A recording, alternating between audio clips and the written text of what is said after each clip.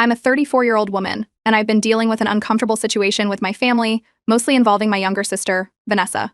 For some background, I have a full-time job that's demanding and involves a lot of overtime. It pays well, but it's not like I'm rolling in luxury. I work hard, and I prioritize my social life and self-care when I'm not at work. My family, on the other hand, sees life a little differently, especially Vanessa. Vanessa is 29, and she's got 2 young kids under 6. She split with their father a couple of years ago, and since then, she's been living close to our parents. She's always busy, juggling part-time work and single motherhood, and while I respect her hustle, I know she often leans heavily on family for support. My parents help out with her kids as much as they can, but lately Vanessa's been pushing for me to take on more responsibility too, especially for babysitting. It started small enough, or so I thought. About 3 months ago, Vanessa asked me if I could watch her kids for an afternoon. She had an appointment, and her usual babysitter had canceled last minute. She sounded stressed, and since I wasn't working that weekend, I agreed. I went over, and it was fine. Her kids are sweet, but it was tiring, honestly more so than I expected. Still, it was one afternoon, and I figured it was a one-off. A couple of weeks later, she called again. This time, it was a quick "could you please just pop over for an hour" kind of thing because she had a meeting for work. Since I was already out running errands, I went over. It felt manageable, and at the time, I didn't think much of it. But then it happened again, and again. Soon, she was calling or texting me almost every week, needing just a few hours or an afternoon of my time. After a month or so of this, I realized I'd somehow fallen into a pattern. It was like my free time had silently become her emergency backup. I have a life outside of work, and while I wanted to help, I didn't want my entire weekend being slotted out as her unofficial childcare support. So I decided to set some boundaries. I told Vanessa that, with my job, I couldn't be available at the drop of a hat. She seemed to understand, at least at first, but her calls didn't really stop. Things came to a head about a week ago. My parents had organized a small family gathering for a cousin's birthday, and everyone was there. It was supposed to be a relaxed, no-drama evening. At least, that was the plan. Sometime during dinner, Vanessa started talking about her schedule and how hard it is to find reliable childcare. She was clearly angling for sympathy, and soon enough, she brought up the fact that I'd recently told her I couldn't always help. She didn't directly call me out, but the implication was clear. She went on about how some people don't realize how much pressure single parents are under and how families should be there when things get tough. At that point, my parents joined in, nodding along and agreeing with her. They even hinted that it's my duty to step up since I don't have kids of my own and should want to help. I tried to stay calm, but I could feel the heat rising in my face. It was obvious where this was going, and I knew I needed to stand firm. I reminded everyone that I do have responsibilities, even if they don't involve children. I explained that my job doesn't just allow for sudden changes in schedule, and that my weekends are often my only time to relax. But my parents didn't seem to get it. They acted as if my reasons were flimsy and kept circling back to this whole family support idea. They said that, in their view, families should always help each other out, even if it means making sacrifices. I could tell they thought I was being selfish, and while they didn't say it outright, their disappointment was written all over their faces. The night ended on a tense note, and a few days later, Vanessa texted me, asking if I'd be able to watch her kids again for an entire Saturday. This time, though, I said no. I had plans, and frankly, I was getting tired of rearranging my life to cater to her. She didn't take it well. She shot back, saying that she couldn't afford a babysitter and implied that I should step in since I had the time and wasn't using it for anything important anyway. After that, the guilt trip really started. My parents called, urging me to reconsider and help Vanessa out. They said she was struggling and that families should be there for each other. When I reminded them that I've already been helping as much as I could, they brushed it off, saying I was overreacting and that they didn't understand why this was such a big deal to me. The thing is, I don't want to be a free babysitter. I didn't sign up for that, and while I'm willing to help sometimes, I can't let my life revolve around Vanessa's needs. Still, the family pressure kept building. They seem to think that, because I'm single and child-free, I have all the time in the world to devote to them. But they don't see that my life is full, too, just in a different way. I finally reached my breaking point a few nights ago. Frustrated and feeling completely unsupported, I decided to put up a post on Reddit, hoping to get some outside perspective. I needed to know if I was in the wrong for setting boundaries and refusing to let Vanessa, and now my parents, take over my time. After reading through a flood of comments from strangers who validated my stance, I finally felt a little relief. Update 1. First, Vanessa started spamming the family group chat. I'd never seen so many messages flood through so quickly. She was going off about how I'd refused to babysit, using words like betrayal and abandonment. By the time I'd even seen the messages, my phone was lighting up nonstop with cousins, aunts, and even a couple of uncles weighing in. I didn't even know half of them paid attention to the group chat, but suddenly they were all here, chipping in with their 2 cents. One of my cousins, who's a mom of 3 herself, jumped in with, well, family's family, we're supposed to support each other no matter what. Then an aunt added how disappointing it was to see certain family members not doing their part when someone's in need. Not that they ever reached out to babysit themselves, but the irony was apparently lost on them. As if the guilt wasn't already heavy enough, Vanessa started turning up the pressure, sharing how she's been struggling financially, implying that the only reason she's asking me for help is because she can't afford anyone else. I couldn't help but notice the extra emphasis she threw on afford, as if I somehow owed her just because I'm a little better off financially. She even started hinting that since I'm financially stable, helping her should be no big deal. I could feel everyone in the family chat zeroing in on that point. Come on, "You're doing well. It's just a little babysitting," one of them typed. Another cousin chimed in, saying, "Vanessa's life is so much harder than yours. Just think about what she's dealing with every day." They painted this picture as if I'm some cold-hearted monster hoarding time and money while poor Vanessa suffers. Then came the part one hadn't heard before. Vanessa let slip in the chat that her ex isn't really around to help with their kids and barely provides any financial support. It was news to me because she'd always made it sound like he was in the picture, just flaky. Turns out he's pretty much a ghost when it comes to childcare and financial support, which explained why she was turning to family more and more. Seeing the comments pile up, I finally responded, saying I understood that she's going through a hard time, but that I have a demanding job and a personal life that I'm allowed to prioritize. I thought it would be enough to remind everyone I wasn't some idle person with endless time to spare, but it only made things worse. My parents then decided to call me directly. They were speaking as if I'd committed a crime. My mom started with, "Maybe you should reconsider, just to keep the peace." She was very clear that it was my job to help out more for family harmony, as she put it. My dad didn't say much, but he didn't have to. His silence said it all. I tried to reason with them, reminding them of my job, the long hours, and that I didn't have the kind of free time they seemed to think I did. But they just brushed it aside, telling me I should look at the bigger picture and how it was our duty as family to be there. Apparently, family values to them meant free babysitting, no questions asked. Then Vanessa threw another curveball, talking about how much she sacrificed for the family, reminding everyone of times she supposedly went out of her way for me. I was honestly baffled. She was making it sound like her struggles gave her a permanent free pass to my weekends, and that somehow I was indebted to her. I could feel the guilt trip tightening around me like a noose. I finally suggested, as calmly as I could, that maybe if she really needed help that often, she could pay me a small amount, just to cover my time. I thought it was reasonable. After all, childcare isn't free, and I'd been doing this for her for weeks without charge. The minute I brought it up, she scoffed in the group chat, calling me heartless and saying that no real sister would demand payment for helping out. That sent my parents into overdrive. They launched into how I'd apparently lost sight of family values, claiming that putting a price on helping was cold and shameful. I was stunned. It felt like they had no interest in seeing things from my perspective, and were happy to paint me as the villain if it meant Vanessa could get her way. At that point, I was worn down. I'd explained myself multiple times, tried to set reasonable boundaries, and even offered an alternative, but it was like talking to a brick wall. My family wasn't interested in my needs, only in maintaining the illusion of family unity, where I took on all the responsibility. That night, I vented to a close friend who'd been following this whole saga. She couldn't believe how far my family was pushing it. She encouraged me to hold my ground, saying that this wasn't about family support, it was about control. Her words felt like a lifeline. When I got home, I read through some of the supportive comments on my Reddit post, and honestly, they gave me a bit of strength. It felt good to see that other people understood why I didn't want to keep bending over backward for Vanessa's demands. After scrolling through more advice, I decided to post an update, explaining the family chat blow-up, Vanessa's accusations, and my parents' reaction. The responses came flooding in, with people telling me to keep standing my ground and protect my boundaries. For the first time in weeks, I didn't feel so alone in this. Update 2. After the family group chat fiasco, I thought maybe things would cool down. But Vanessa had other plans. The next morning, I got a message from a friend telling me to check Facebook. As soon as I opened the app, I saw that Vanessa had made a post. It was a long, emotional rant about how some people in the family, despite being perfectly capable, had repeatedly refused to help her during her hardest times. She threw in phrases like being abandoned by those closest to you and struggling as a single mom with no support. She didn't use my name, but it was obvious who she meant. Comments started pouring in. A couple of our aunts were quick to sympathize, saying things like, "That's just heartbreaking, you deserve better." One cousin commented, "It's sad when people forget what family is all about." People who hadn't weighed in on the group chat now had a lot to say on Facebook, apparently. They were all acting like they'd known the full story, but it was clear they'd only heard Vanessa's side. Not even an hour later, I started receiving private messages from relatives. A few cousins and even a distant aunt asked, "Why aren't you helping Vanessa? And what's going on between you two?" Some were genuinely confused, but others were more accusatory, as if I'd committed some kind of family betrayal. One even went as far as to say, "Family is supposed to be there for each other, no matter what. You should step up." That same day, Vanessa escalated things further by tagging me directly in her next post. This time there was no ambiguity. She wrote, "I never thought my own sister would turn her back on me in my time of need." Tagged, and out there for everyone to see. Friends, extended family, people I went to school with, all of them could see it now. It was like Vanessa wanted to make sure the entire world knew how awful I was for not being her personal babysitter.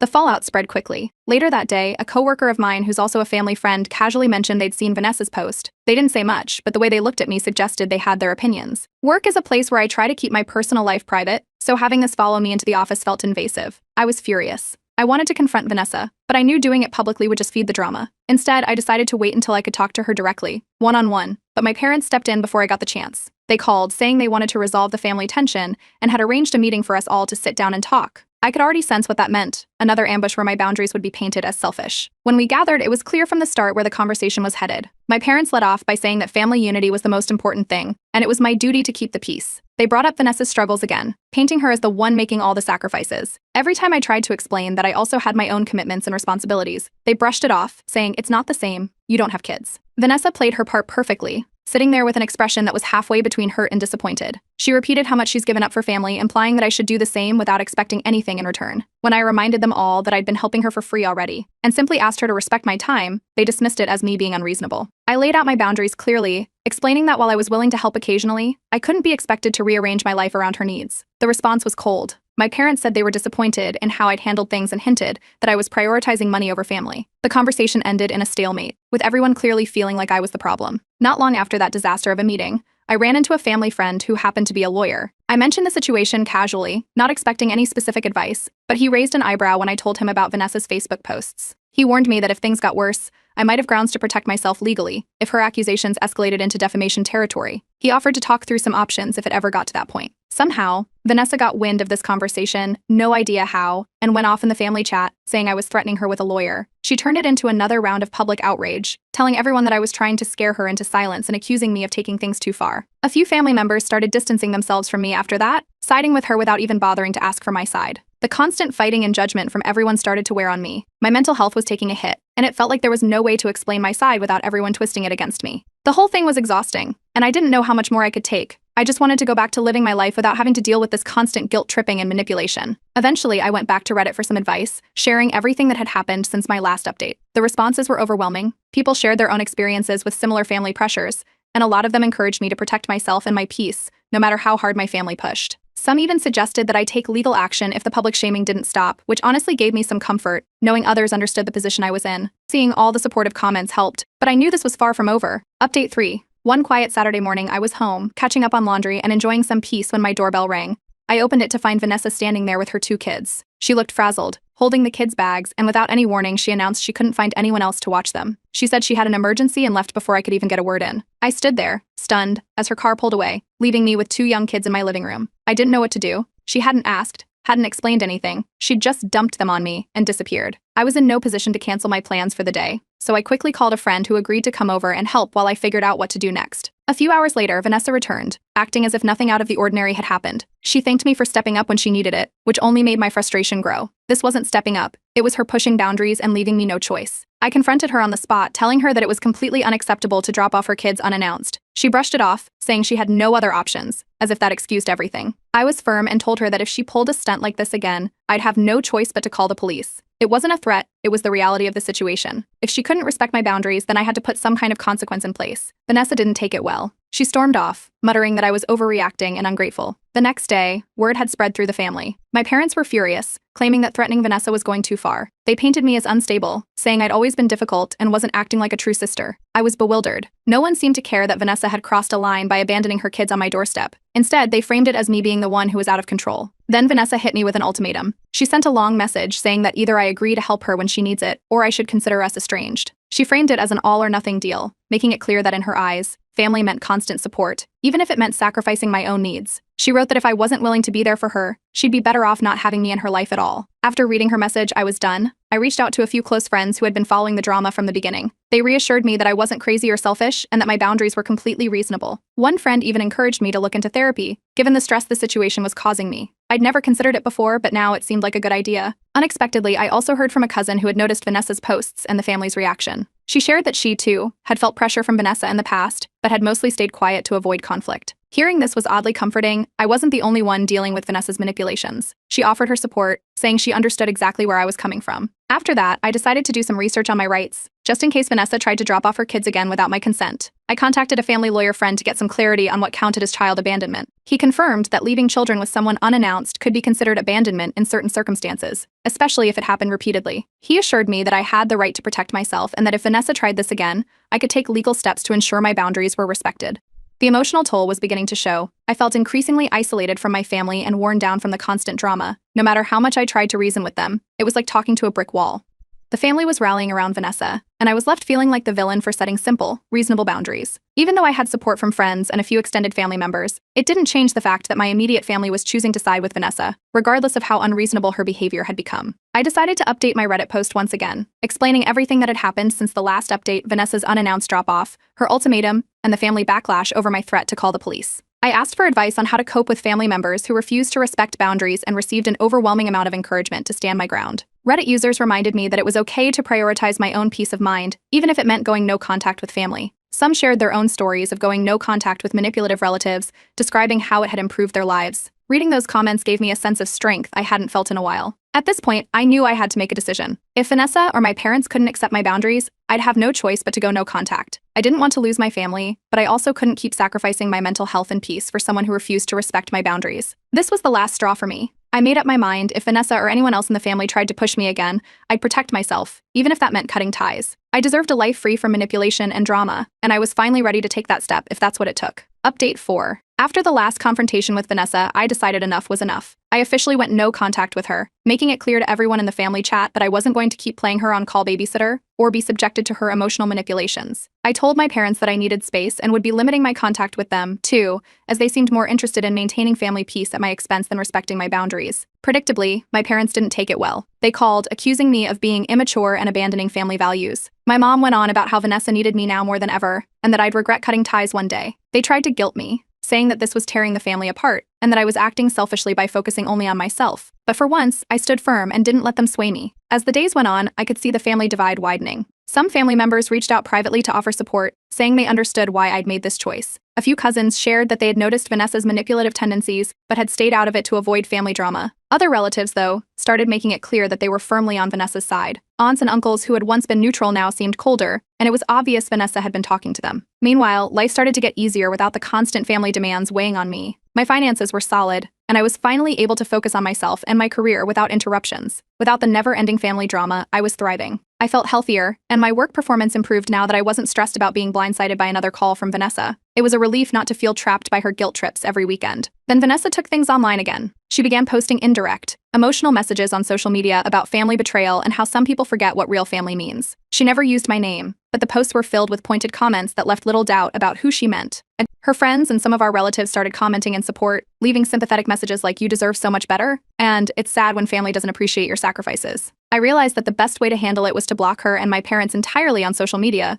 just to stop myself from seeing anything that might drag me back into the drama. Therapy became a vital part of this journey. I'd started going shortly after the ultimatum fiasco, and it quickly proved to be one of the best choices I'd made. Each session helped me work through my guilt and the complicated emotions tied up in my family relationships. My therapist showed me that I wasn't responsible for Vanessa's struggles and that it was okay to prioritize my own life. Slowly, I began to feel at peace with my decision to go no contact, and I started to build a routine that focused on self-care and personal growth.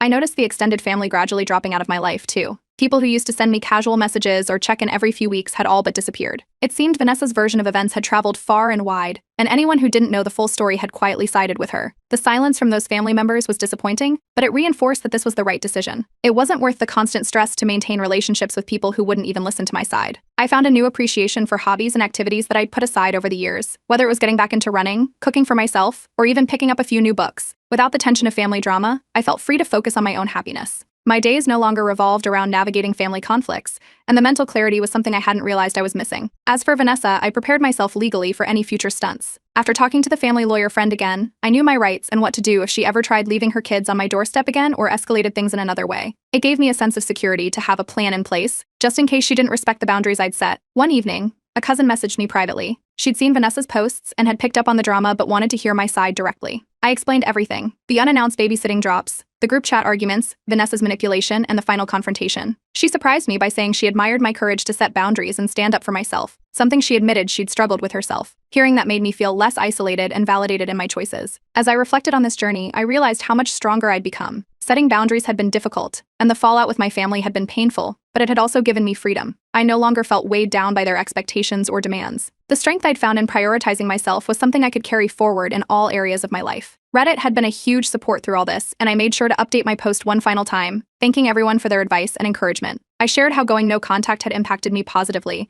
and how my mental health had improved. The responses were overwhelming, people cheering me on, telling me they were proud of my growth, and sharing similar stories of setting boundaries with toxic family members. It was reassuring to know that I wasn't alone and that others understood my decision. With every day that passed, I grew more confident in my choice. I no longer felt like a villain for setting boundaries. I felt like someone who finally understood her worth. And for the first time in a long time, I felt genuinely content with the life I was building, free from the weight of my family's expectations. Update 5. After a few months of peace, I received a text out of the blue. It was from Vanessa. She started off by saying she wanted to make things right between us, that she missed having her sister in her life and thought we could put the past behind us. It was the last thing I expected, given everything that had happened, and I couldn't help but feel skeptical. I shared the news with my therapist, who suggested I proceed carefully. She advised me to set conditions for any kind of reconciliation, ones that would protect my boundaries and help me see if Vanessa's intentions were genuine. Based on her advice, I agreed to meet with Vanessa but made it clear that this first meeting would be just between the two of us, no parents, no extended family, just her and me. We met at a quiet cafe. Vanessa showed up looking tense but determined.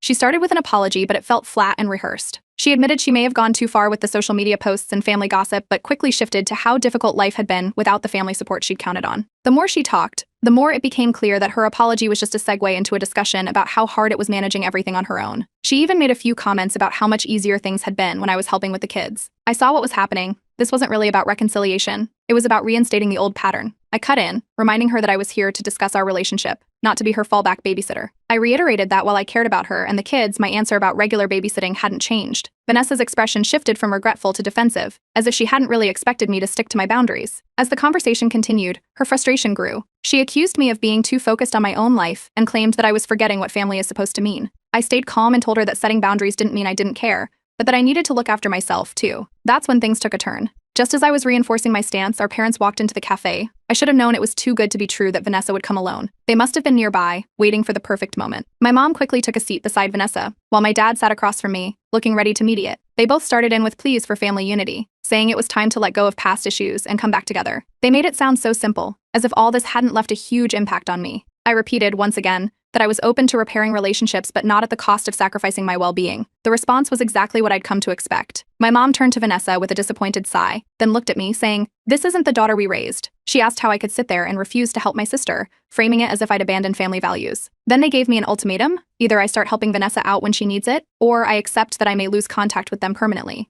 The ultimatum was designed to push me into a corner, but I was ready for it. I told them that while I loved them, I wasn't going to compromise my boundaries to maintain a relationship that ignored my needs. I made it clear that if the only way to have them in my life was to give in, then I was prepared to walk away. The table went silent. My parents exchanged a look, and I could see their frustration growing. Vanessa looked smug, like she thought I might cave in under the pressure, but I stayed firm. Eventually, my mom stood up, shaking her head, saying she didn't know me anymore. My dad muttered that I was making a big mistake. They left with Vanessa following behind, looking back once, clearly disappointed that things hadn't gone her way. When I got home, I was emotionally exhausted. A few friends came over that evening to check on me, and I explained everything. They reassured me I'd done the right thing, and it helped to hear their encouragement. This time, I didn't feel like I'd lost. I felt like I'd finally stood up for myself in a way that mattered. I posted a final update on Reddit, sharing the entire journey, from the first babysitting request to the confrontation in the cafe. I thanked everyone for their guidance and support through what had been one of the toughest decisions I'd made. The responses were overwhelming, with people offering validation, sharing similar experiences, and expressing pride in my ability to stand firm. In the weeks that followed, I didn't hear from my family. I took the silence as a sign that for now we'd all gone our separate ways. I continued therapy and focused on rebuilding my life without the constant tug of family obligations. Every day felt a little lighter, and I found myself rediscovering who I was outside of the family dynamics that had consumed so much of my energy.